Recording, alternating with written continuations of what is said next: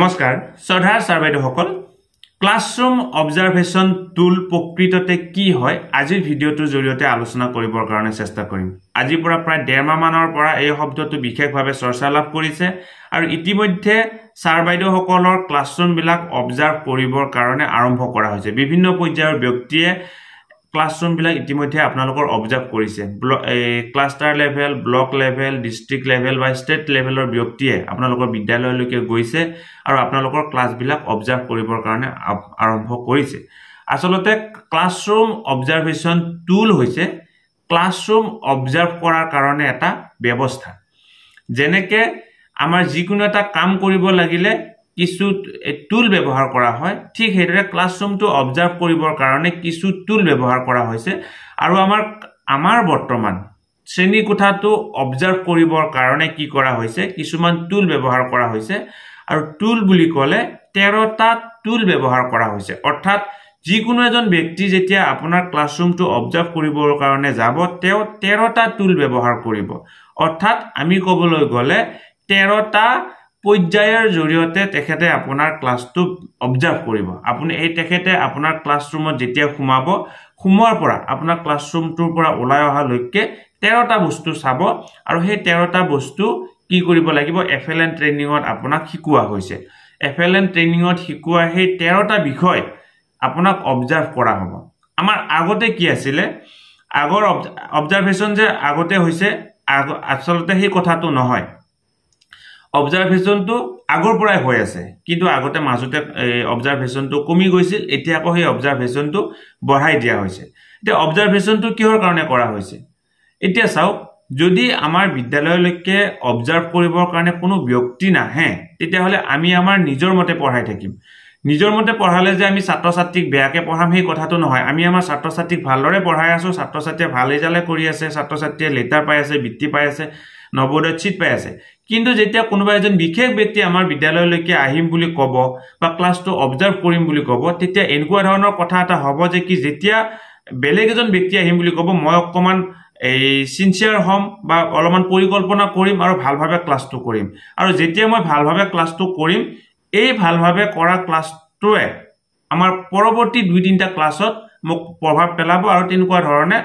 মোৰ পৰৱৰ্তী ক্লাছবিলাক হয়তো আগৰ ক্লাছতকৈ কিছু পৰিমাণে ভাল হ'ব গতিকে সেই কাৰণে ক্লাছৰুম অবজাৰভেশ্যন কৰাৰ কাৰণে এই ব্যৱস্থাটো আহিছে আগৰ ক্লাছৰুম অবজাৰভেশ্যনটো আছিল এনেকুৱা ধৰণৰ অবজাৰ্ভ ইনসাল্ট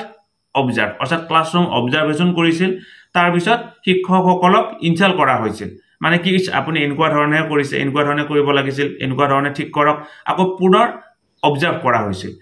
কিন্তু এতিয়াৰ যেটো ক্লাছৰুম অবজাৰভেশ্যন তেনেকুৱা ধৰণৰ নহয় এতিয়াৰ ক্লাছৰুম অবজাৰভেশ্যনৰ ব্যৱস্থাটো হৈছে অবজাৰ্ভ ডেসক্ৰাইব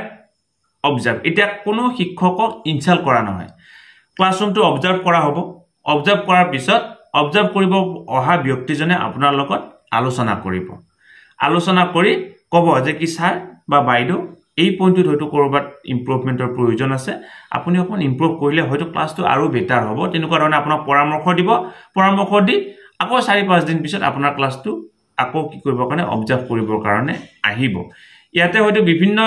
আপোনাৰ সমস্যা থাকিব পাৰে সিঙ্গল টিচাৰ মাল্টি ল্যাঙ্গুৱেজ বা এমজিএমএল এজনে টিচাৰ মাল্টি গ্ৰেড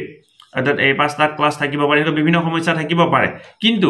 এই সমস্যাবিলাক থাকিলেও যেতিয়া আপুনি ক্লাছ এটা পৰিকল্পনা কৰিবৰ কাৰণে চেষ্টা কৰিব তেতিয়া চাব আপোনাৰ কি হ'ব আপুনি পৰিকল্পনা নকৰাকে কৰা ক্লাছটো আৰু পৰিকল্পনা কৰি কৰা ক্লাছটোৰ মাজত কিছু হলেও পাৰ্থক্য হ'ব আপুনি এজন টিচাৰ 5টা ক্লাছ পঢ়াই আছে কোনো পৰিকল্পনা নকৰাকে কৰি আছে তেতিয়া যেটো ৰিজাল্ট হ'ব কিন্তু আপুনি এজন টিচাৰ 5টা ক্লাছ পৰিকল্পনা কৰিছে তাত কিছু পৰিমাণে হলেও সফল হ'ব গতিকে সেই কাৰণে কি কৰা হৈছে ক্লাছৰুম অবজাৰভেশ্যন কৰিবৰ কাৰণে কোৱা হৈছে কিন্তু প্ৰকৃততে বস্তুটো ক্লাছৰুম অবজাৰভেশ্যন টুল নহয় ক্লাছৰুম অবজাৰভেশ্যন কৰিবৰ কাৰণে যোৱা ব্যৱস্থাটো হৈছে ক্লাছৰুম অবজাৰভেশ্যন টুল অৰ্থাৎ ক্লাছৰুম অবজাৰভেশ্যন কৰিবৰ কাৰণে 13টা টুল দিয়া হৈছে আৰু এই 13টা টুলৰ জৰিয়তে শিক্ষকসকলৰ ক্লাছৰুম অবজাৰভেশ্যন কৰিবৰ কাৰণে দিয়া হৈছে এতিয়া ক্লাছৰুম অবজাৰভেশ্যন কৰিবলৈ যাওতে প্ৰথমতে আপোনাৰ লেসন প্ল্যান চাব 4 ব্লকস ইউজ কৰিছে না নাই হেতু চাব ছাত্ৰ ছাত্ৰীসকলক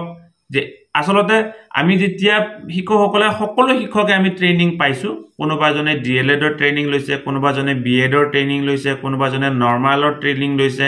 কোনোবাজনে বেসিক ট্ৰেইনিং লৈছে কোনোবাজনে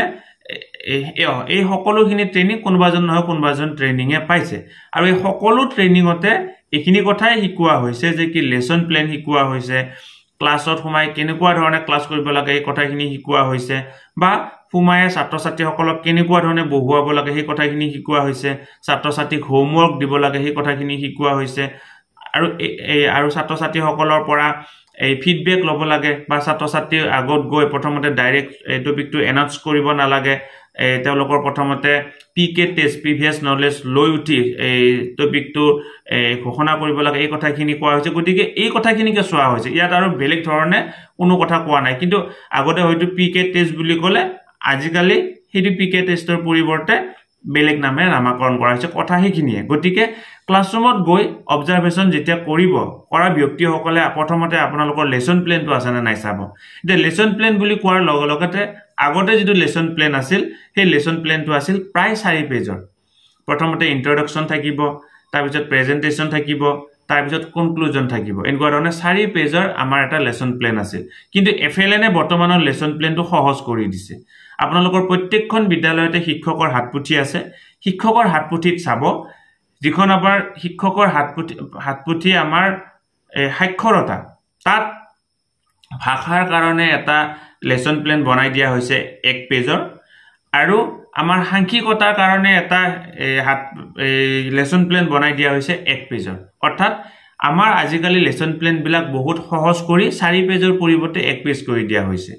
গতিকে সেই লেসন প্ল্যানটো আপোনালোকে এবাৰ চাই লওক লেসন প্ল্যান কেনেকুৱা ধৰণে বনাব লাগে একেবাৰে সহজ পৰৱৰ্তী পৰ্যায়ত হয়তো তাক লৈ আমি ভিডিও প্ৰস্তুত কৰিবৰ কাৰণে চেষ্টা কৰিম কিন্তু আপোনালোকে প্ৰথমতে চাওক শিক্ষকৰ হাতপুথিত লেসন প্ল্যান বৰ সুন্দৰকৈ দিয়া আছে 1 পেজৰ এটি লেসন প্ল্যান দিয়া আছে সেই 1 পেজৰ লেসন প্ল্যান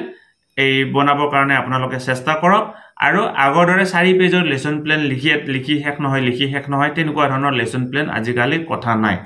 যেতিয়া আপুনি এইটো ভাষাৰ ক্ষেত্ৰত গল যেতিয়া আপুনি সাংখ্যিকতা পঢ়াবৰ কাৰণে যাব সাংখ্যিকতাৰ লেসন প্ল্যান আৰু সহজ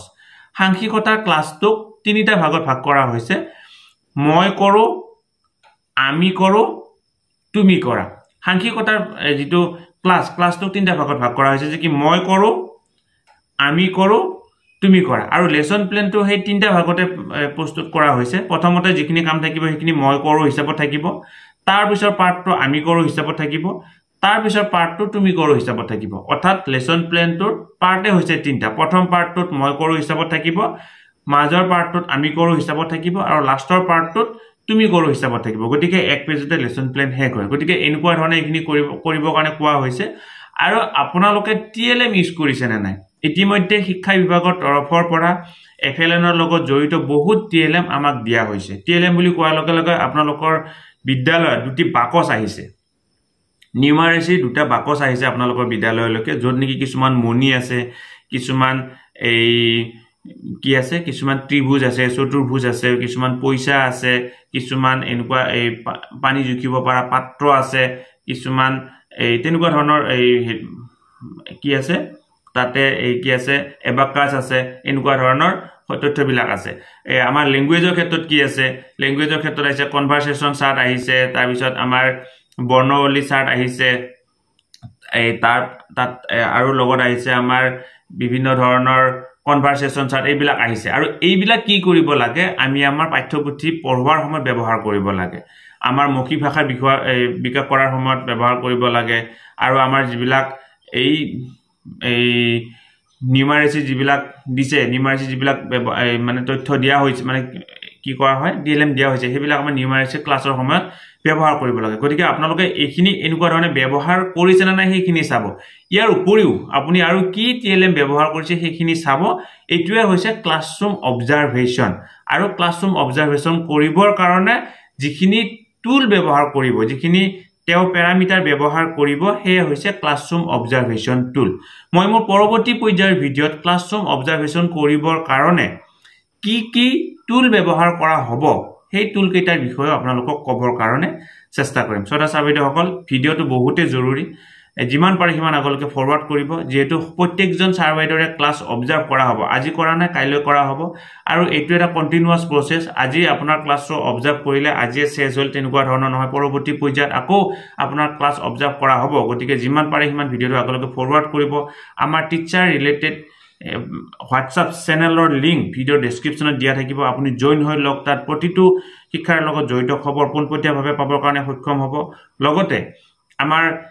Facebook পেজ আপুনি যদি এতিয়ালৈকে ফলো কৰা নাই ভিডিও ডেসক্ৰিপচনত লিংক দিয়া আছে তাত আপুনি ফলো কৰি ল'ব বুলি আশা কৰিলো ধন্যবাদ সদা সাৰ্বেদসকল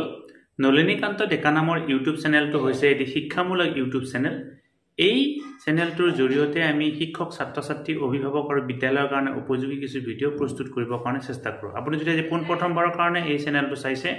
অনুগ্ৰহ কৰি চেনেলটো সাবস্ক্ৰাইব কৰিব আৰু অল নটিফিকেশন প্ৰেছ কৰি থব